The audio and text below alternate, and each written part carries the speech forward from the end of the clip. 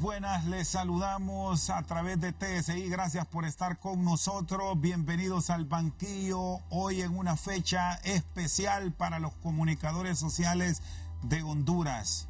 Nuestro reconocimiento y nuestro saludo a los hombres y mujeres que ejercen el periodismo en nuestro país y a los hondureños que también destacan en el ejercicio de la comunicación en el extranjero. Vamos a hablar de todo el rol que tienen los periodistas en tiempo de pandemia y cómo los medios convencionales y los medios históricos se han vuelto en el principal aliado de la sociedad hondureña que requiere de noticias creíbles. Nos acompaña el señor presidente del Colegio de Periodistas de Honduras esta noche, don Dagoberto Rodríguez. Gracias por estar con nosotros, Dago. Y de paso la felicitación también en un día de mucho ajetreo y de trabajo permanente. Así es, al contrario, Rosendo, gracias por la oportunidad de estar aquí al banquillo contigo. Aprovecho para felicitarte por ese trabajo que vienes haciendo desde hace muchos años al frente en HRN, aquí en Al Banquillo. Y bueno, felicitaciones también a todo el gremio periodístico que hoy celebra, en encierro, pero celebra que hoy es Día del Periodista y trabajando también y enfrentando esta situación de emergencia que estamos viviendo todos los hondureños. Bueno, y destacar que el gremio periodístico, el que está en ejercicio pleno, le ha tocado estar en primera línea. De hecho, tenemos colegas, compañeros y amigos que están contagiados. Sí, de hecho en San Pedro Sula, que es donde es el epicentro de la pandemia, particularmente en esa zona se han reportado varios casos y quiero aprovechar para reiterar mi solidaridad en el caso de Orlando Escoto, Neto Rojas, Coto, que pues recientemente nos enteramos con mucha sorpresa de su situación de contagio, y así muchos colegas que en el ejercicio profesional, yo pudiese decir que en otra forma pudiesen haberse contaminado, infectado, pero lo hicieron en el ejercicio profesional, es decir, buscando la noticia. Creo que eso es de alabar el trabajo que ellos han venido haciendo, muchos colegas, sabemos de otros casos en la zona norte del país, aquí en Tegucigalpa también, pero quiero solidarizarme con mis amigos, colegas y enviarles un mensaje en nuestras plegarias y nuestras oraciones, sabiendo que van a superar esta etapa difícil. Son hombres fuertes y que va a ser fácil superar esta situación. Como organización legalmente constituida en el país, si vamos más allá, porque debo decir, afortunadamente, los compañeros que se han contagiado están dentro de empresas sólidas. Nuestro abrazo y solidaridad para Eduardo Coto, de esta empresa de radio, Televicentro, HRN, Ernesto Alonso Rojas de HCH, Orlando Escoto del País. Pero más allá, el Colegio de Periodistas, ¿qué respaldo está dando? ¿Qué apoyo? ¿Qué ayuda se está proporcionando en estos momentos de grandes dificultades para el gremio? Sí, Rosendo, desde que inició la situación de emergencia en el país, aún mucho antes de que se reportaran los dos primeros casos allá por el 11 de marzo, que fue el día que se reportaron los dos primeros casos importados al país de COVID-19, mucho antes el Colegio de Periodistas, en conjunto con la Organización Mundial de la Salud, OPS, el Instituto de Acceso a la Información Pública, la Asociación de Prensa Hondureña y la Secretaría de Salud, trabajamos en un manual para poder enfrentar esta epidemia, tomando algunas experiencias que se han dado en otros países, por ejemplo en la cobertura del ébola en África. Se tomaron algunas experiencias, algunas situaciones para poderlas plasmar en un protocolo y un manual, ponerlo a disposición de los periodistas y los medios de comunicación para poder dar cobertura a esta situación de pandemia y de emergencia sanitaria nacional. Pero además de eso, también el Colegio de Periodistas, Rosendo, determinó en los primeros meses de abril, a través del el Instituto de Previsión Social del Periodista, una moratoria de los pagos en préstamos personales, préstamos hipotecarios, sabiendo que muchos colegas periodistas estaban enfrentando una situación económica muy difícil, incluso algunos de calamidad. Entonces determinamos hacer una moratoria para permitir que ese dinero que se podía o debían de pagar en préstamos personales o hipotecarios lo destinaran para sufragar algunas necesidades dentro del hogar. Esa fue una de las primeras decisiones que se tomó inmediatamente después de que fueron surgiendo los primeros casos de COVID-19. Luego tomamos la determinación de cancelar el premio Álvaro Contreras en solidaridad con los periodistas que estaban en la primera línea de batalla trabajando. Creímos que no era oportuno celebrar con la entrega de un premio y mientras los colegas trabajaban y mientras el pueblo hondureño estaba enfrentando una situación de calamidad. Entonces se determinó que los fondos que se habían destinado, que regularmente se destinaban para el premio Álvaro Contreras, se destinaran para compras de alimentos para los colegas periodistas. Por cierto, es primera vez desde 1985 que el Colegio de Periodistas hace este reconocimiento a un comunicador social que se suspende. Sí, nunca se ha suspendido la entrega del premio Álvaro Contreras, solo recuerdo que se hizo temporalmente. No en fecha 25. No en fecha 25, sino que se trasladó a otra fecha cuando se le entregó el premio Álvaro Contreras a don Nahum Valladares. Recuerdo que en esa ocasión fue por la situación de violencia que estábamos viviendo los periodistas. Se habían dado varios asesinatos de periodistas y la Junta Directiva tomó la decisión de suspender la entrega del premio Álvaro Contreras porque consideramos que no era conveniente en un momento de violencia contra la prensa y contra los periodistas. Pero sí se nombró un jurado y se escogió a don Nahum Valladares como premio Álvaro Contreras, se le entregó posteriormente. Por cierto, Dagoberto, y lo recordábamos eso, cosas de la vida de los comunicadores. El último premio Álvaro Contreras se entregó a un sanpedrano, bueno, a un periodista que ejerce en San Pedro. Saludamos a Salomón Salguero, originario de Sulaco y que forma parte de este conglomerado periodístico de la corporación Emisoras Unidas Televicentro. Y fue en San Pedro Sula, que hoy es el foco de la pandemia. Sí, justamente hace un año estuvimos en San Pedro Sula celebrando con Salomón Salguero la entrega del premio Álvaro Contreras. Se ha entregado en San Pedro Sula, se ha entregado en 2 ocasiones. Hemos ido hasta San Pedro Sula y hemos entregado el premio, un reconocimiento a la labor extraordinaria que hacen los periodistas sanpedranos. Y quiero aprovechar también, Rosendo, para saludar a todos los periodistas sanpedranos y del interior del país que hacen un extraordinario trabajo, muy beligerantes, muy unidos los periodistas sanpedranos, dirigidos por una lideresa allá, Eliseth García, quien ha estado al frente del Colegio de Periodistas por varios años. Y bueno, se entregó en esa fecha y la idea era en este año entregar el premio Álvaro Contreras aquí en Tegucigalpa, retomar la capital para la entrega del premio, pero bueno, se vino la pandemia y ya no fue posible. Pero siempre se puede tener esa posibilidad de entrega futuro o pensar hasta en un doble premio en el 2021 como reconocimiento al comunicador social que estuvo en primera línea. Y yo aquí quiero preguntarle, Dagoberto, usted que ha sido director de radios, director de medios impresos, ¿cómo está el manejo de la información en estos tiempos de crisis? Se nos está dando, y yo me ubico como lector, como un receptor de información, todo lo que debemos saber que está pasando sobre esta pandemia. Sí, creo que, Rosendo, realmente la pandemia nos agarró a muchos de sorpresa. Los gobiernos no estaban preparados, las instituciones y los sistemas de salud no estaban preparados, mucho menos el periodismo estaba preparado para una pandemia de esta naturaleza.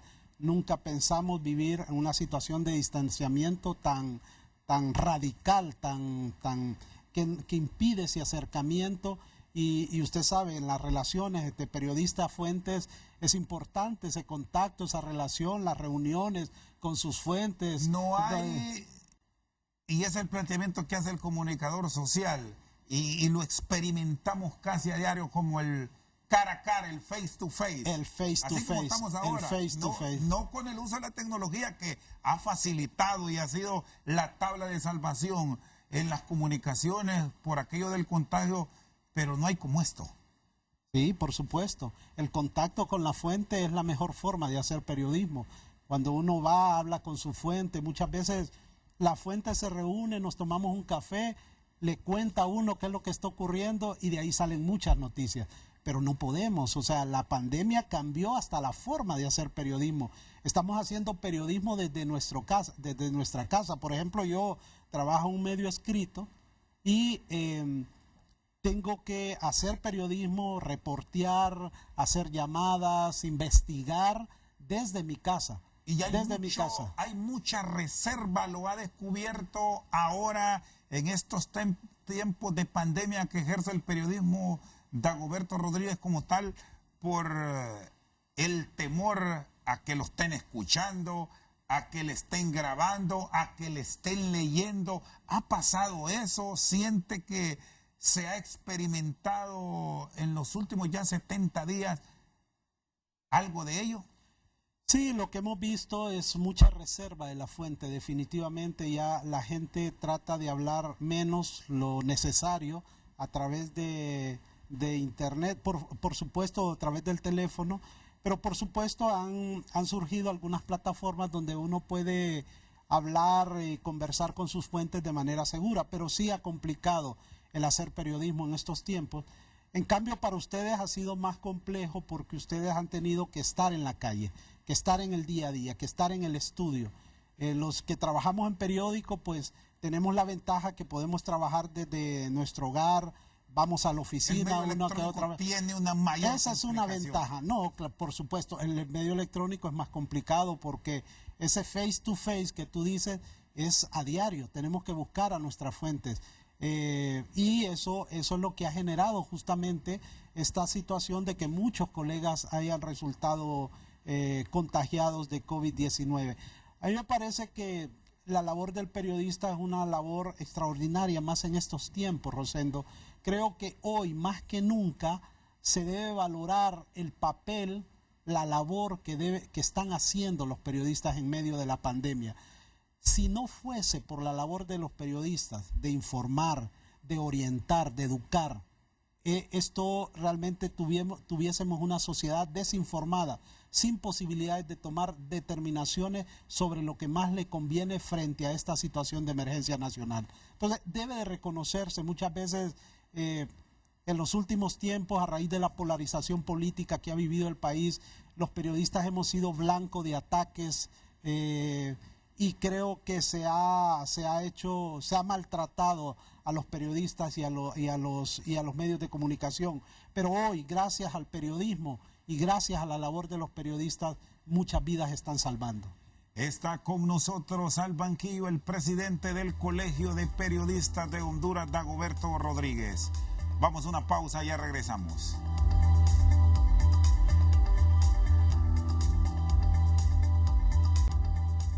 Seguimos al banquillo con el presidente del Colegio de Periodistas de Honduras, Dagoberto Rodríguez. Bueno, hay una generación de colegas en pleno ejercicio actual que tocó las dos etapas que estamos viviendo. La transición. La transición hacia este nuevo mundo donde la tecnología, al que no se adaptó o medio adaptó, se quedó rezagado. Se quedó rezagado, sí, en efecto. Yo recuerdo que cuando yo empecé a hacer periodismo escrito, se hacía todavía en máquina de escribir. Y cuando llego a Diario Tiempo era el primer medio que trajo las famosas computadoras Macintosh de Apple. Y me costó aprender y me costó hacer esa transición de la máquina de escribir tradicional a la computadora. pero llegó un momento en que dije, no, tengo que aprender a utilizar la computadora, y realmente se nos facilitó el trabajo a los periodistas con la computadora. Luego vino el internet después de ese proceso, y tuvimos que adaptarnos también al uso del internet, la búsqueda de información. Yo te voy a contar una anécdota. A mí me habían ofrecido, estaba trabajando en Diario La Prensa, y me llamaron de Diario El Espectador de Colombia, que necesitaban una nota. En aquel momento había un conflicto entre Honduras, Nicaragua, y que involucraba a Colombia también por la delimitación de espacios marítimos. Y querían una entrevista con Roberto Flores Bermúdez, canciller de la República en aquel momento en el gobierno de Carlos Roberto Flores. Pues me tocó, estábamos aprendiendo todavía cómo utilizar el correo electrónico, y me pidieron para ese día la entrevista con Flores Bermúdez. Pues hice la entrevista, la redacté, y cuando ya la tenía lista, le envío. Eso fue en la noche. La envío, y yo no me cercioré de si se había ido o no la entrevista. Al final me llamaron del Espectador y me dijeron que qué había pasado con la entrevista, y le digo, no, si se las envié anoche. No, me dice, no nos cayó había tocado algo, y al final la entrevista no se fue. Perdí una buena paga por no saber utilizar en aquel momento. Y eso no existió, no hubo una opción de reconsiderar, o se perdió toda la entrevista. O sea, hubo que levantarla de nuevo, y ellos la necesitaban para ese día. Ellos necesitaban publicarla ese día.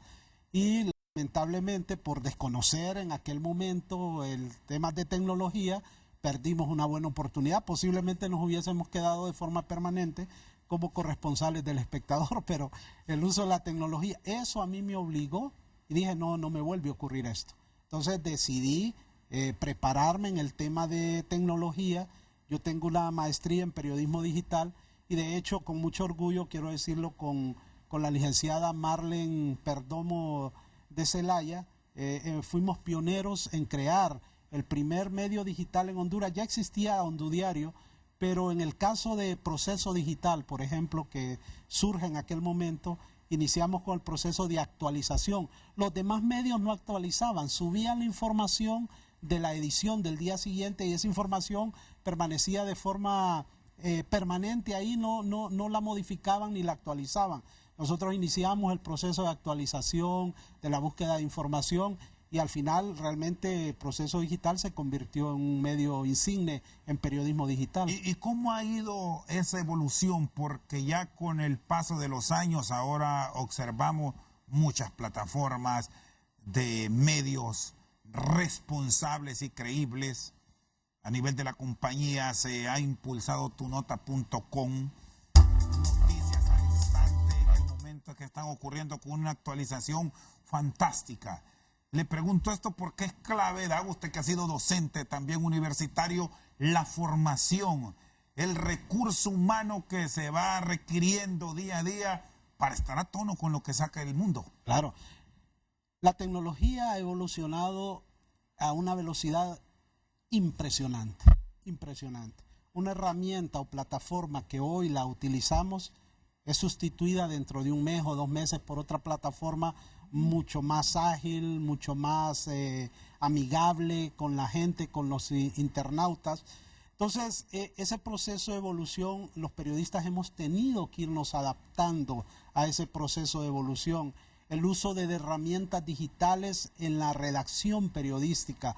Hoy ya no es la tradicional redacción periodística que en línea, que se escribían una cantidad de textos sin ningún tipo de enlace. Hoy no, tenemos que alimentar esas notas con recursos que incluyen infografía, fotografías, videos, audios. Es decir, se le da otro valor agregado. Esa es una nueva forma de redacción y de presentar la noticia. Son nuevas formas de, incluso porque la gente demanda otro tipo de lectoría. La gente también ha evolucionado en la forma de cómo percibe la noticia y la participación también de la gente. Antes la gente lo que hacía era que escribía a las cartas al director, enviaba una nota, se la publicaba un mes después. Hoy ya no, Ahora la gente facilita esa interacción. Claro, por supuesto, porque hay notas donde una nota la pueden opinar los lectores y los lectores se vuelven en participantes del proceso comunicativo, ya no como antes, que era un actor muy pasivo. Hoy es un actor muy activo que lo hace a través de las redes sociales o a través de las notas que se publican. Sobre todo encontramos ahora, Dago, un segmento de la sociedad, los jóvenes que son apasionados por el contenido que se está brindando y ese elemento que agregaba, no solo el texto, sino lo que puede representar una imagen, un video, si no se logra obtener pues un audio, que resulta un elemento clave para atraer a esos lectores, reiterando en estos tiempos de crisis en medios serios, porque también está ese abuso que se está cometiendo a través de los fake news, que ese es un tema totalmente aparte, pero es oportuno hablarlo hoy por el nexo periodístico que se le da al mismo. Sí, por supuesto, el tema de las fake news y el tema de las noticias falsas realmente ha sido un fenómeno que no surge ahorita con el COVID-19, sino que es un fenómeno que se ha venido presentando, las fake news, las deep news, que ha venido generando un contrapeso negativo a los contenidos periodísticos. Es decir, la gente consulta más las redes sociales muchas veces que un medio digital. Sin embargo, a mí en esta etapa de la pandemia del COVID-19 ha habido un surgimiento de las noticias falsas impresionante. O sea, el mismo secretario general de la Organización de las Naciones Unidas advirtió que el COVID se había convertido en enemigo para la sociedad y para el mundo, pero también la desinformación que estaba generando esta pandemia era otro enemigo que estaba generando daños a las sociedades. Entonces, la mayoría de información que se genera en los medios, en las redes sociales, según un estudio de un observatorio sobre este tipo de noticias, el 42% de las noticias que circulan en las redes sociales son noticias falsas o son noticias que en alguna medida provienen de fuentes poco fiables. ¿Y la tendencia para Honduras cuál es en esa parte? La tendencia ha sido igualmente, o sea, nosotros no nos hemos quedado exentos, hay mucho acceso a la tecnología, a las redes sociales, el teléfono celular se ha convertido en una herramienta, ya la gente utiliza muy poco la computadora de escritorio, el iPad, las tablets, sino que utiliza casi todo lo hace a través de su teléfono celular. Todo a la mano. Todo a la mano. Entonces, desde ahí puede escribir, desde ahí puede consultar. Pero hay un fenómeno interesante, Rosendo, que en medio de este mundo de desinformación que se venía generando y que ha generado el COVID-19, la gente se ha dado cuenta que no todo lo que se dice en las redes sociales es cierto, que mucha de la información que circula es información falsa, que más bien tiende a confundir. Entonces la gente lo que ha hecho es que se ha inclinado un poco más durante esta crisis a consultar a los medios profesionales, a periodistas creíbles que les dan información que les ayudan en su vida a tomar decisiones, a orientarse, a educarse sobre cómo prevenir la pandemia. Y en eso ha jugado un papel trascendental, importantísimo, los medios de comunicación hondureños, orientando a la gente para que sepa qué debe hacer, cómo enfrentar la enfermedad, qué tipo de tratamiento debe hacer, es decir, una serie de información que le ayuda en su vida diaria. Ahora encontramos en estos tiempos de pandemia un fortalecimiento del medio tradicional. Es correcto. Esa es una ventaja que creo que vale la pena valorarla. El hecho de la confianza que están ganando nuestras audiencias sobre los medios tradicionales. Esa confianza que posiblemente se perdió en los últimos años a raíz de la situación política del país, a raíz de una serie de situaciones, no solo en Honduras, sino en Latinoamérica. un alto crecimiento de la desconfianza de las audiencias sobre los medios de comunicación tradicionales. Pero esta pandemia ha venido o ha permitido que esa confianza que se había perdido se esté recuperando en los medios tradicionales, porque la gente sabe que ahí va a encontrar información veraz, objetiva y rigurosamente contrastada. Está con nosotros al banquillo el presidente del Colegio de Periodistas, Dagoberto Rodríguez. Vamos a una pausa y ya regresamos.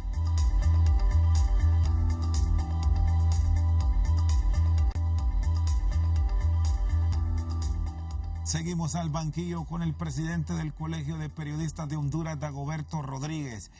¿Cómo identificar lo que es real frente a la información falsa?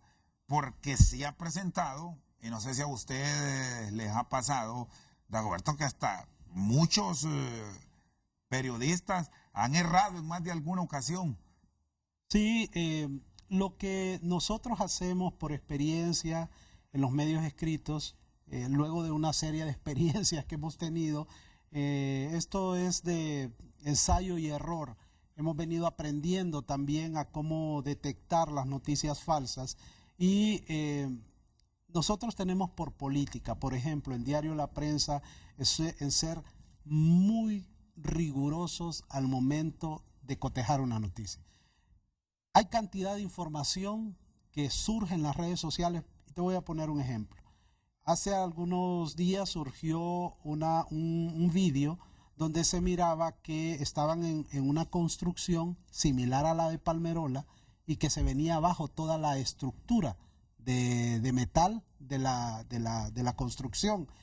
O sea, uno lo miraba y dice, no hombre, si esto es Palmerola, ¿verdad? Entonces, yo lo que hice, lo vi y lo compartí con el jefe de redacción también en San Pedro Sula, y lo hablamos y le digo, mire, ¿será cierto esto? Hay que cotejarlo. Se vuelve viral esto. Viral, increíblemente. O sea, a mí me lo mandó una persona, esa persona la compartió con otra. Entonces lo que decidimos nosotros es que llamamos a la empresa, llamamos a la empresa encargada de la construcción de Palmerola y le preguntamos si ese vídeo era cierto. Y ellos nos contestaron que no, por supuesto, y que eso había ocurrido en una construcción en Brasil. Entonces, pero imagínese si el medio toma esa información y en un afán de ganar clics, en un afán de ganar seguidores y páginas vistas, viene y publica esa información, la credibilidad del medio sufre un golpe muy fuerte. Entonces, creo que aquí la experiencia, lo que nosotros hemos venido aprendiendo con el transcurso del tiempo es que toda información debe de cotejarse. Pongo el caso cuando murió Rafael Leonardo Callejas, el expresidente Rafael Leonardo Callejas. Ya antes habían surgido versiones sobre la muerte de Callejas, pero siempre que surgían esas versiones, nosotros llamamos, tenemos por costumbre, ¿verdad? Por regla de nuestra dirección, nuestra directora es llamar, cotejar la información y estar seguro de que esa información es verídica con fuentes oficiales. Y sobre todo cuando, bueno, es que debe ser en todas las informaciones, no solo determinado hecho informativo que lo podríamos ver como tal porque lo consideramos de primera plana. Es toda la información que ahora en este mundo de emergencia, todos quieren ir con la primicia. Claro. Lo ideal es cotejar siempre. Pero ahí hay un principio que dice que no es la noticia que se dé más rápido, sino la noticia que esté mejor cotejada. Es decir, yo tengo una información y esa información posiblemente me genere mucha lectoría, pero de ahí va a causar un daño a la marca de la empresa donde yo trabajo. Entonces, ahí se debe ser muy riguroso en cotejar. Nosotros tenemos por política que se coteja con fuentes oficiales. Toda información que surge, que posiblemente es información polémica, nosotros la cotejamos con fuentes oficiales.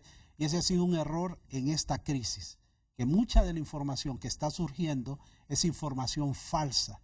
Y esa información muchos medios la toman y la publican como verídica y al final tienen que quitarla y hacer las aclaraciones del caso. Por eso el consejo que damos es que debe de cotejar la información con fuentes oficiales. Y esto que me exponía me ha gustado en cuanto al papel que están tomando los medios históricos del país. La radio, que fue el principal medio o el primer medio de difusión en Honduras, cómo se ha reinventado durante los últimos años y ahora trae la credibilidad porque hay alguien que se responsabiliza en brindar la información. Ahora mismo nosotros en la televisión, en un diálogo en donde el interlocutor con el periodista presenta el hecho, hay una responsabilidad, y la prensa escrita que también está jugando un papel fundamental, apartando esos inventos. Diría que a través de la publicación falsa se volvió común en los últimos tiempos, pero hay un alto ahora, Dagoberto. Sí, por supuesto, vemos que los medios son mucho más rigurosos. La radio, que tenía esa costumbre de ir con la primicia, de buscar la primicia y de lanzar la primicia inmediatamente, era natural, era una forma de competencia entre las radios aquí, y eso se acostumbró y se estiló en la década de los 80 y 90, pero hoy los medios son mucho más responsables y creo que una ventaja ha sido los equipos multidisciplinarios que trabajan en los medios de comunicación, porque ahora los medios de comunicación, esa convergencia de medios donde está en una radioemisora, por ejemplo, alguien redactando la noticia para la página web de la radioemisora, pero a la vez trabajando en las redes sociales para divulgar esa información, comparten, hay una interacción y es posible que el locutor o el periodista que esté en cabina le diga a su equipo de la web, mira, cotejame esta noticia. Hay un dato que lo quiero compartir ahora porque es lo recién del fin de semana, audios desde la cárcel de mujeres por los hechos violentos que terminaron con la vida de varias de las reclusas. Se volvieron virales este recién domingo. ¿Sí? Hubo que cotejarse, efectivamente se trataba de voces de reclusa y no de alguien que perfectamente, por el conocimiento que se tiene de cómo vivimos en la cárcel, se difundió al exterior.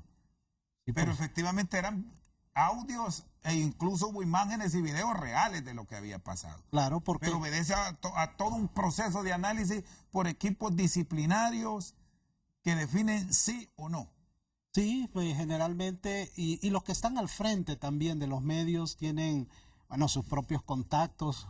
Tú eres un periodista con mucha experiencia, que vienes con una trayectoria muy grande, tienes muchos contactos. Entonces, cuando uno ve una información, entonces lo primero, particularmente yo lo hago, si una información me genera dudas, yo llamo y pregunto y le digo a la fuente, ¿es cierta esta información?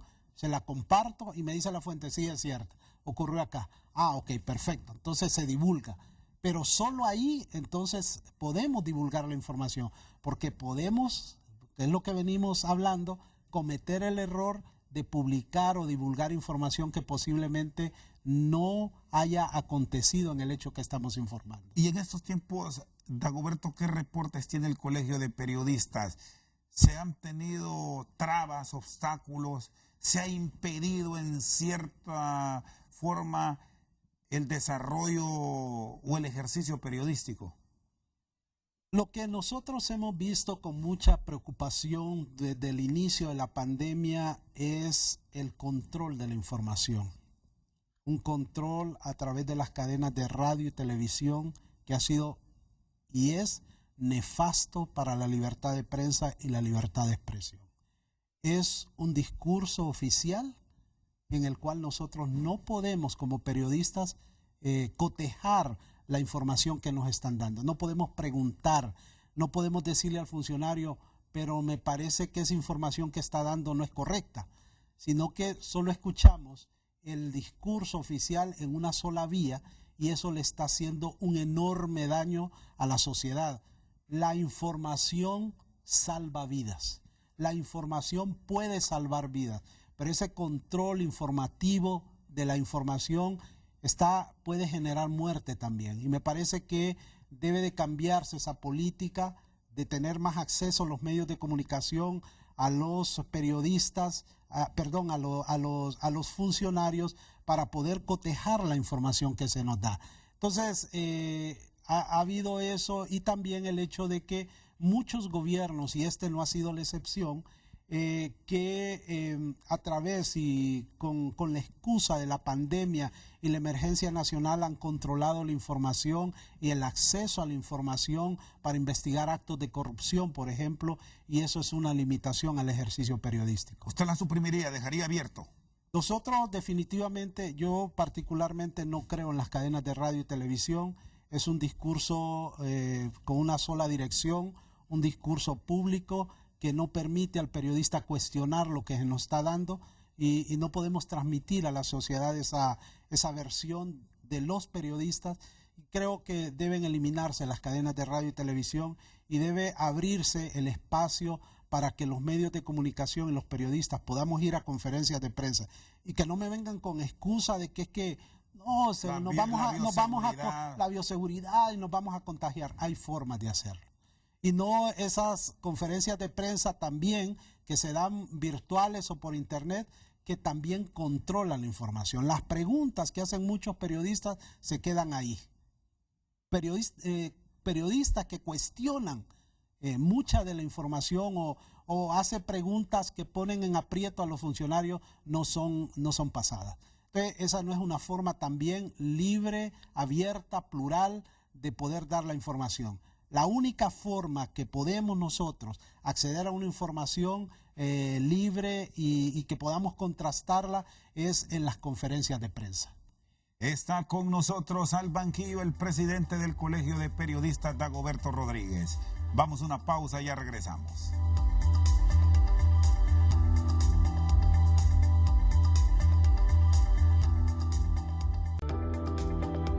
Estás viendo Al Banquillo gracias a Vitaflenaco. Te quita rápido el dolor gracias a sus cápsulas de gelatina blanda.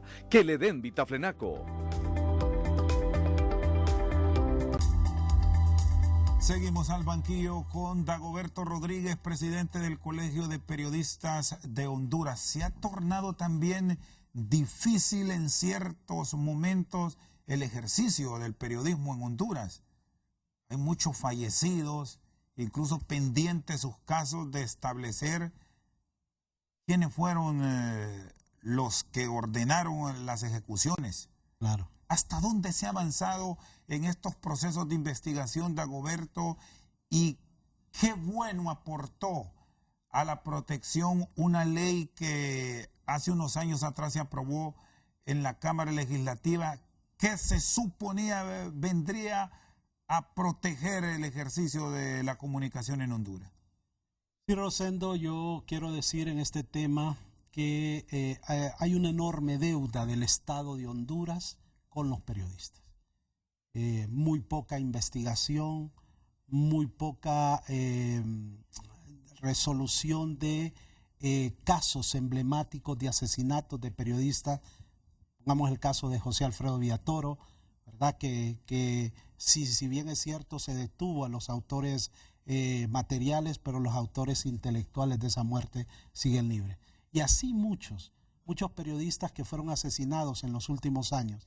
De 82 asesinatos de 2001 al 2019, el 92-93% se encuentran en la más completa impunidad. Entonces, eso muestra de que el Estado ha fallado con el gremio, y eso, Rosendo, tiene un efecto intimidatorio sobre el ejercicio de la libertad de expresión, porque el periodista teme informar y se autocensura creyendo que lo que le ocurrió a otro colega le puede ocurrir a él, mientras no haya una investigación y mientras no se lleve a los responsables a la cárcel.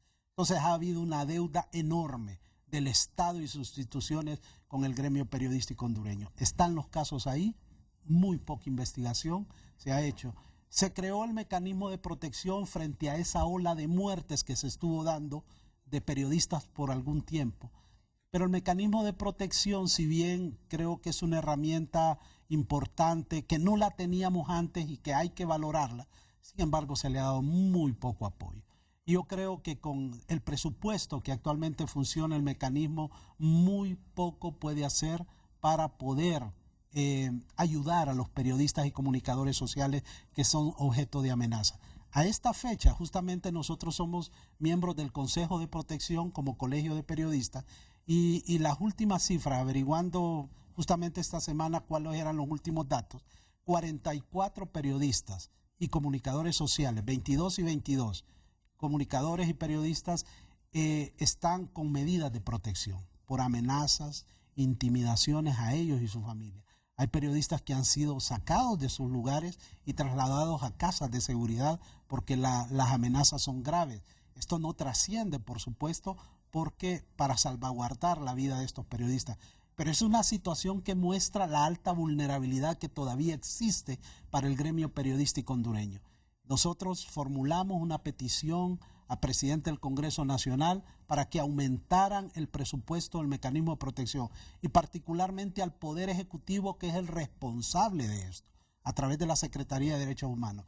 Si no van a apoyar el mecanismo de protección, yo sugiero mejor que lo cierren, porque definitivamente... Hasta ahora no tiene mayor trascendencia desde su punto de vista. No, ha logrado salvar la vida. Pero si no hay traslado de el recurso adecuado, ahí sí...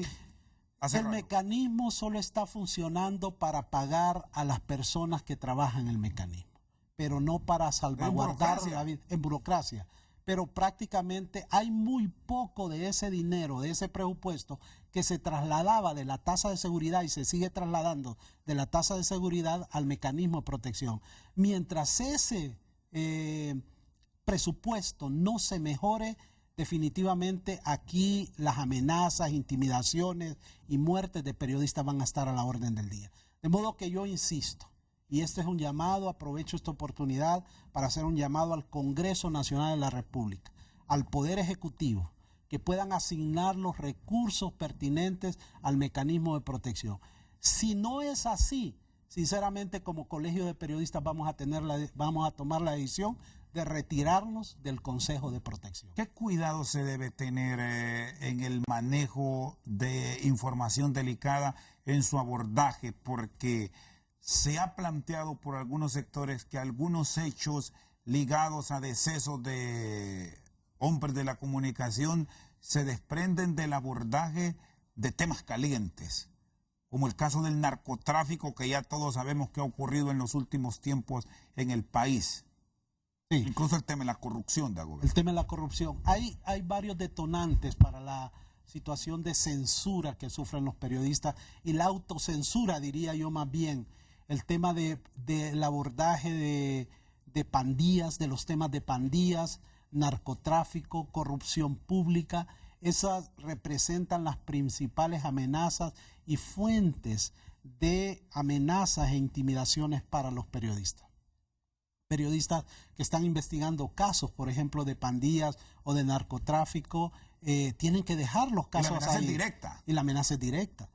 Y la amenaza es directa. Yo he conocido casos de periodistas a quienes los narcos han llamado para amenazarlos directamente y decirle, mire, sabemos dónde viven sus hijos, dónde vive usted, sabemos dónde estudian sus hijos y dónde trabaja su esposa.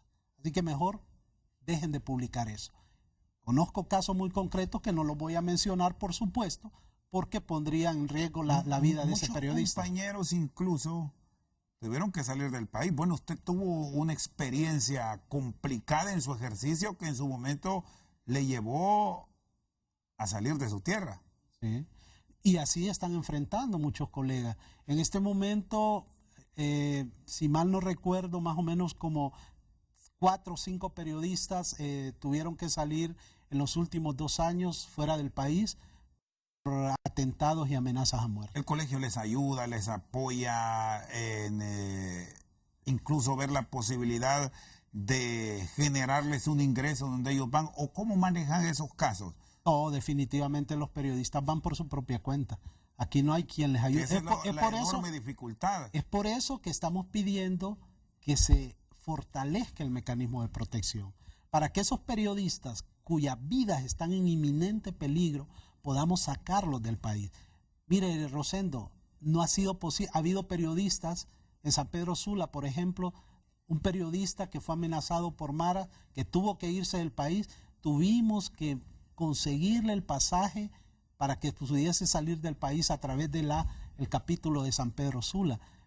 No había manera, el mecanismo de protección no tiene dinero para eso. Entonces, esas son las dificultades que nos encontramos. Y mientras no se resuelva eso, el mecanismo de protección, si no se le da el apoyo, si no se le da el respaldo, si no se alimenta presupuestariamente, se va a convertir en un elefante blanco. En las últimas horas se ha iniciado un proceso de socialización en las reformas al Código Penal, que ha sido tan polémico. El Colegio de Periodistas ha sentado su posición en temas relacionados con los delitos de orden privado.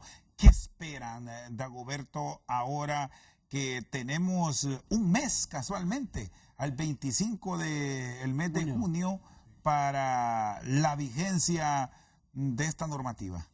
Desde el año pasado, agosto del año pasado, el colegio, desde mayo diría yo, del año pasado, cuando se publicaron la ley, el código, el Colegio de Periodistas fijó su posición. Y nuestra posición no fue plantear reformas al Código Penal en lo relativo a los delitos contra el honor.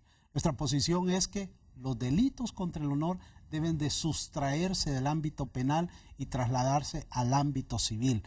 ¿Por qué? Porque la cárcel ejerce un efecto intimidatorio sobre la libertad de expresión y la libertad de prensa. Por consiguiente, debe estandarizarse conforme a los tratados internacionales el tema de defensa de la libertad de expresión. Nosotros presentamos